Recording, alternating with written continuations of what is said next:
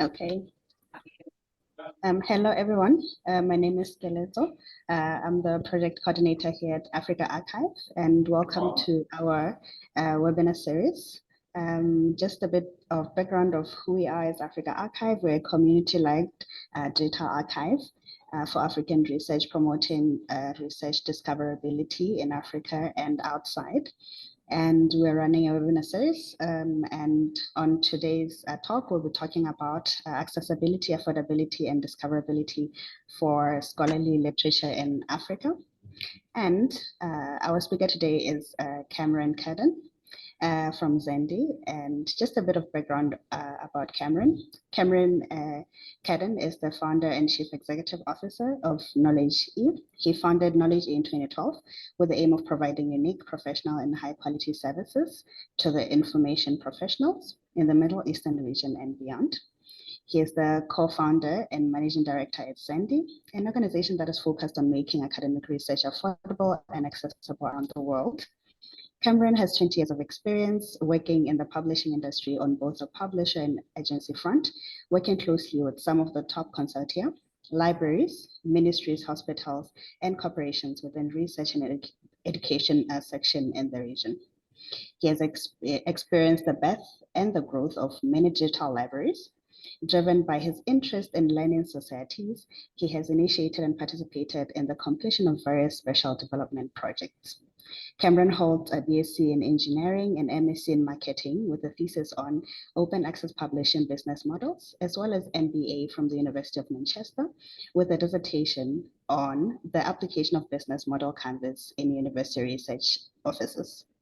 Kamran plays a major role in the Knowledge E Foundation, a community interest corporation focusing on supporting education and research-based projects across the globe with the focus on developing nations. So thank you once again for joining us today, and we're looking forward to hearing from Kamran. Kamran, the floor is yours. Thank you. A pleasure to be here. Thanks so much for the invite.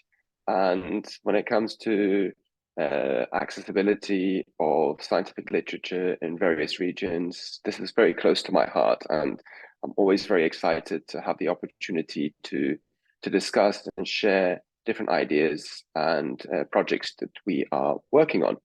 So I've got some slides ready just to share one of our projects that we are working on, and would it be good? Should I start that now, and then we can go through maybe some questions, answers, if there's anything that we can go deeper into the topic. How does that sound?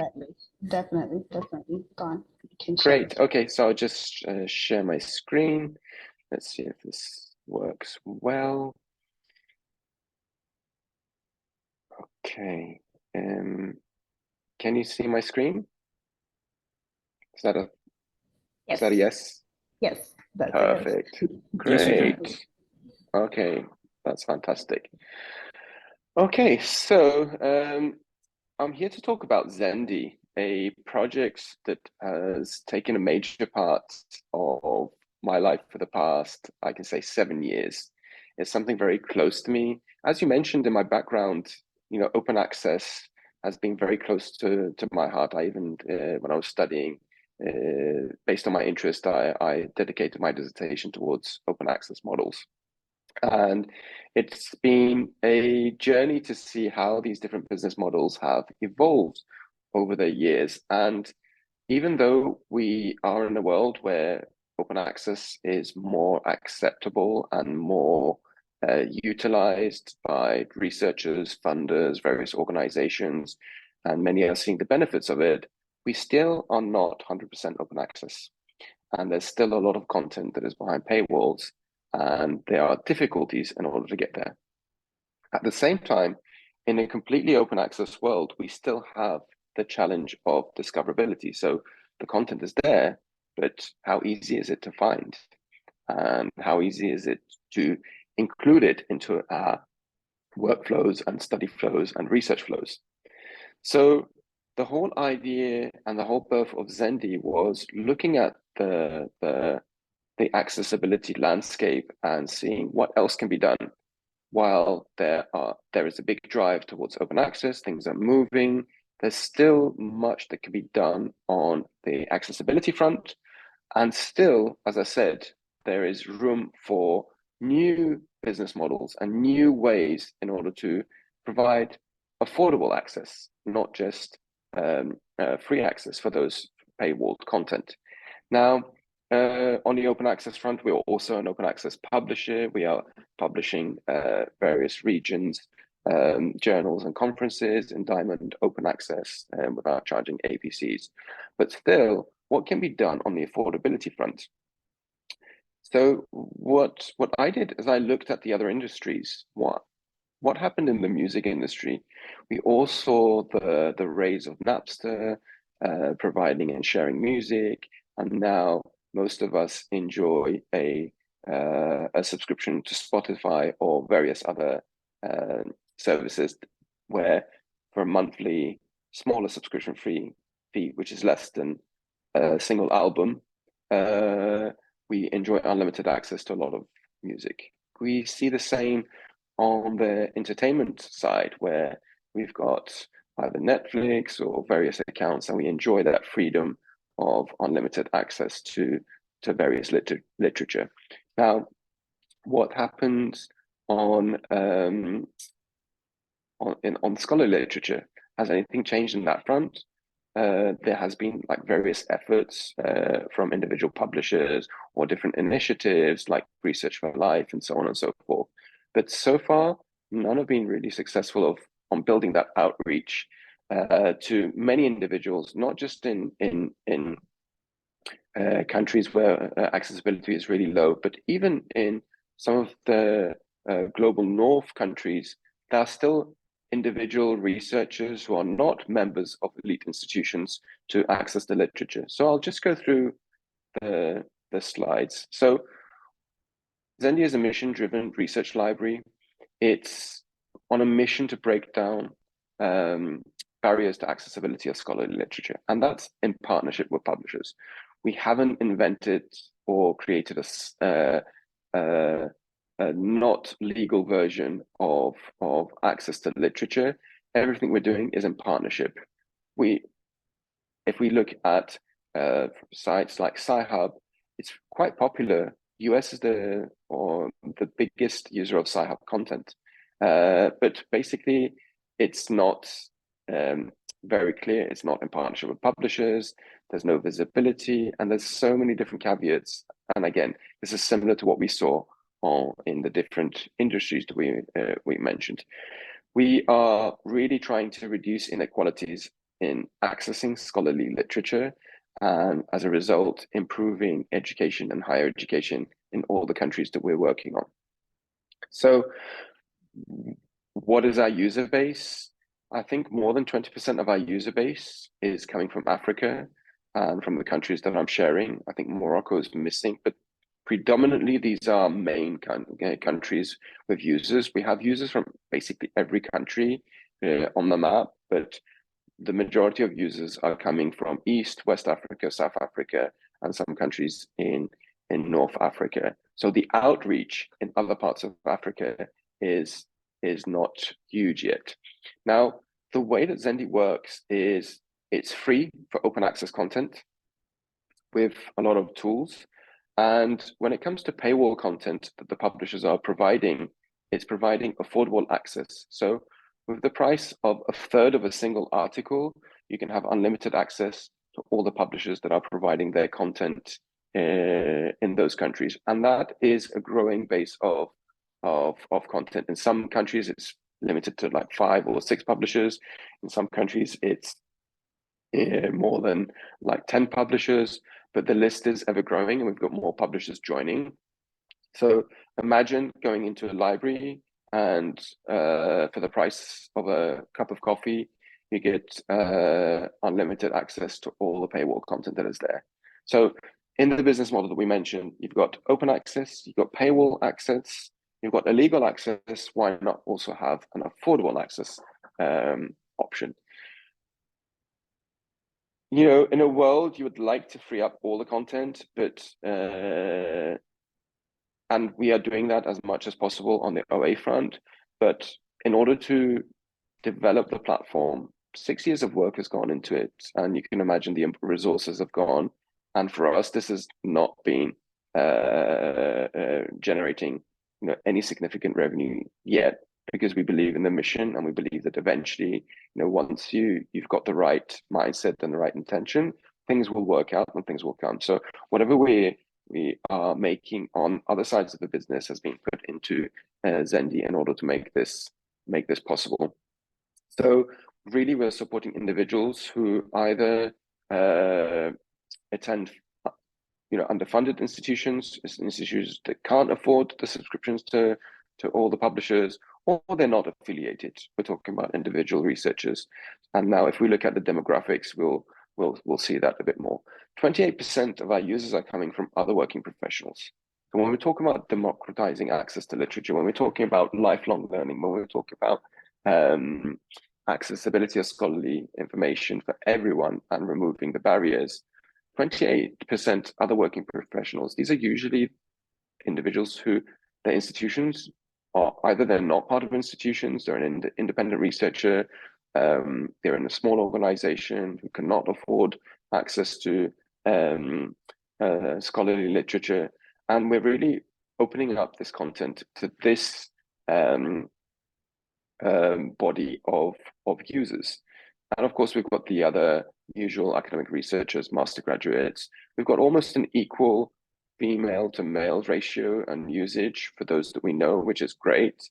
And the majority of our users are coming from the 18 to 24 age group, which is great to see so much interest in scholarly literature at such a young age. And the idea is to really open it up, make it accessible. And with accessibility, we can bring that research element into our day-to-day life. We always talk about evidence-based decision-making in anything we do in our profession, in our life. We want to take a supplement. We want to know the backgrounds. There's a medication, or we're just curious and we want to find answers to various questions. So it's important to be able to have access to this body of research that is being created with a good intention. The intention of research and research institutions are to solve global problems and or to help improve the quality of life and many, many other benefits that we strive for. So it's important to be able to embed all that information in our daily life and have access to it, in an easy way. So that's how I will come across my next slide. Now, there's not a single session these days or panel which there's not a mention of AI. And there's discussions of downsides, and there's a lot of skepticism in the publishing world.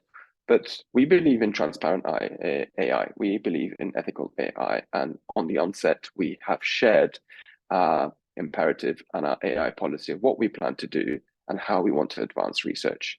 So we work in collaboration with publishers and their data sources. And basically what tools we are providing is to enhance the discoverability. It's enhancing the accessibility. Now, first I'll explain how it works, and then I'll give examples of how this could benefit various pockets of society.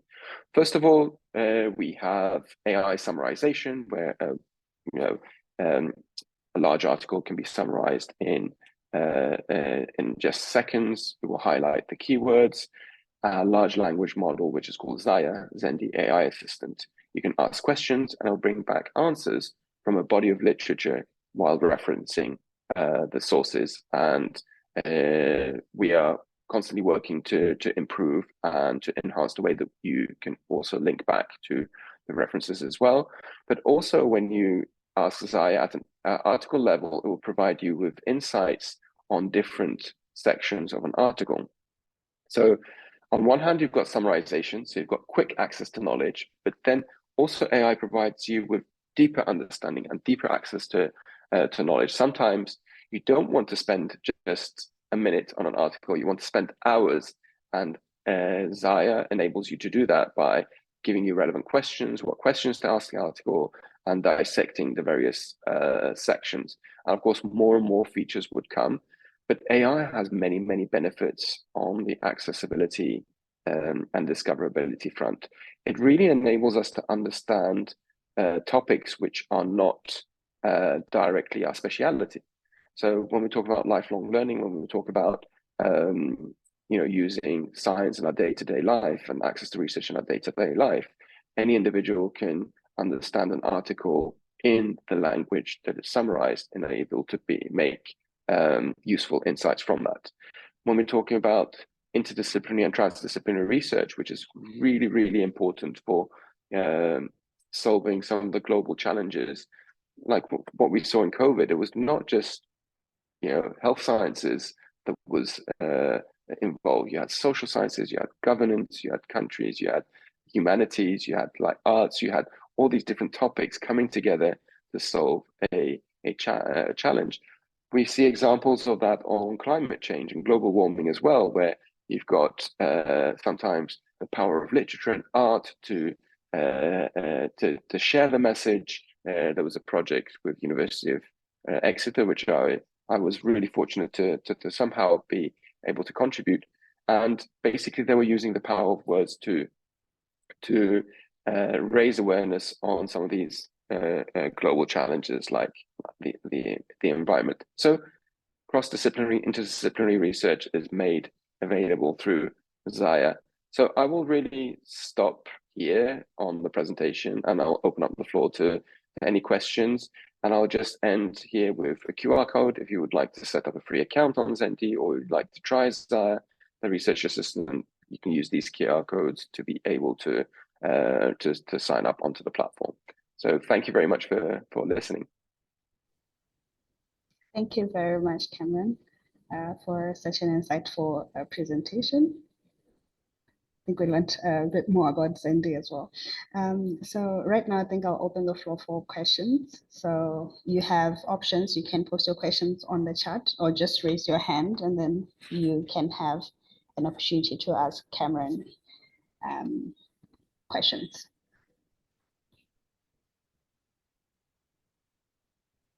So far on the chat, there hasn't been any questions. I'll also ask questions from my side, and I think they'll benefit others. I think one that I have here on my side is, do you have any trainings or services that are provided by Zendy that can benefit researchers?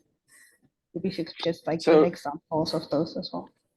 That's a great question, actually. So we are very early on our journey. So we launched the global open access end of 2022.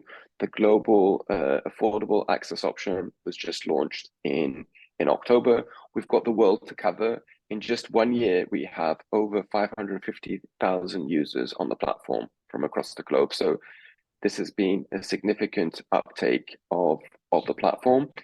Currently, we are working on launching our first a demo series in order to be able to show the different features and the ways to access Zendy. And I think, if I'm not mistaken, 24th of April would be our first demo series, and that's something that we're going to continue.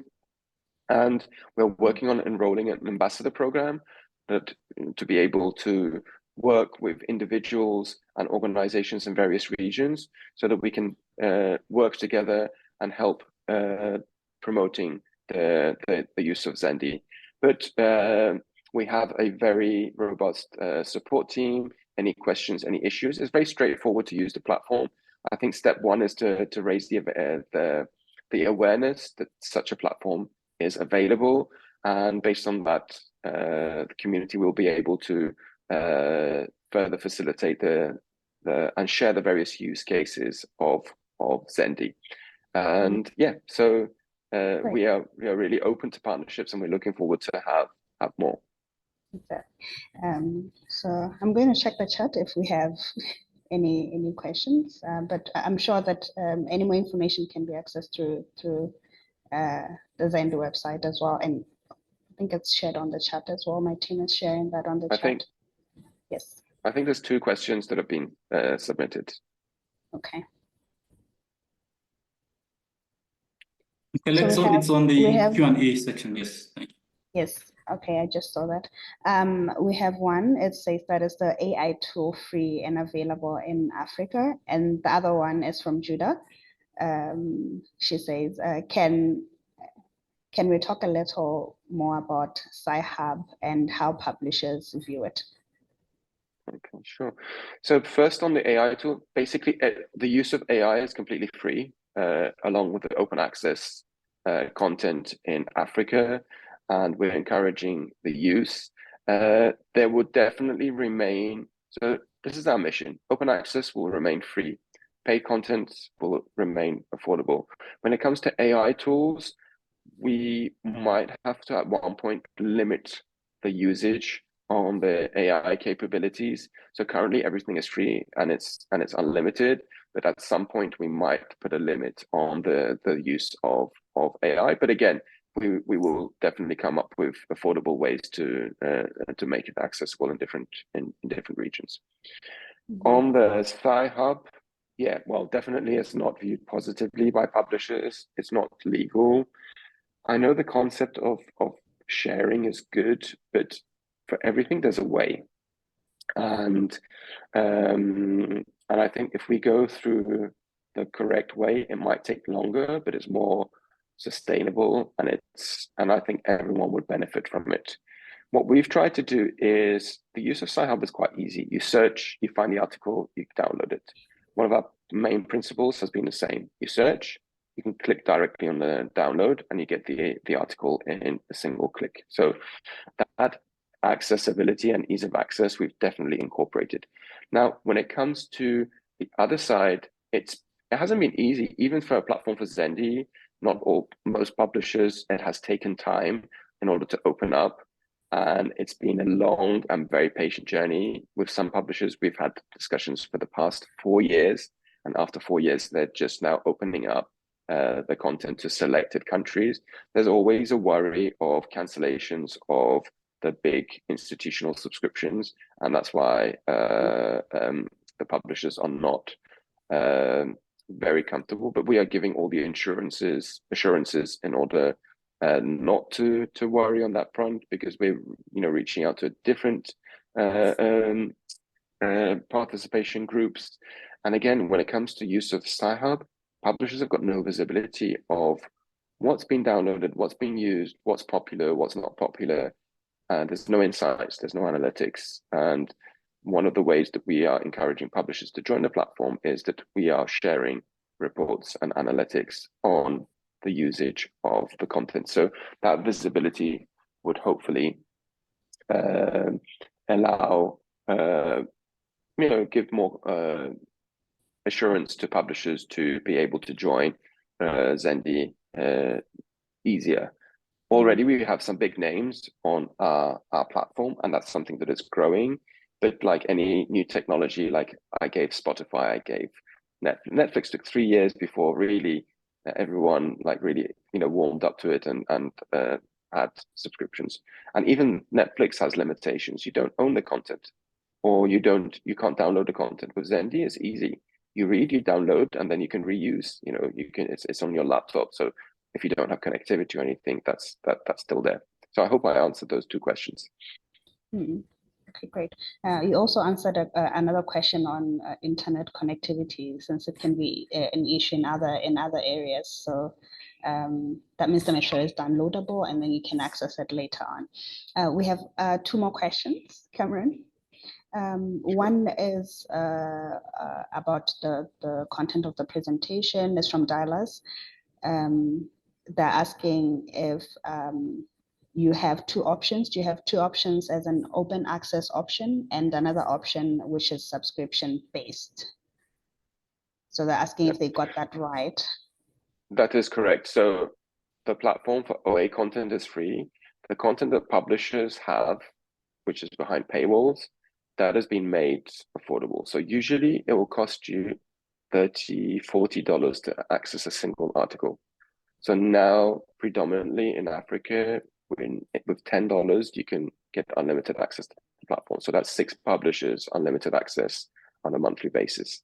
Now, in some countries, we are also working we have an initiative called Countries in Crisis, where there's like really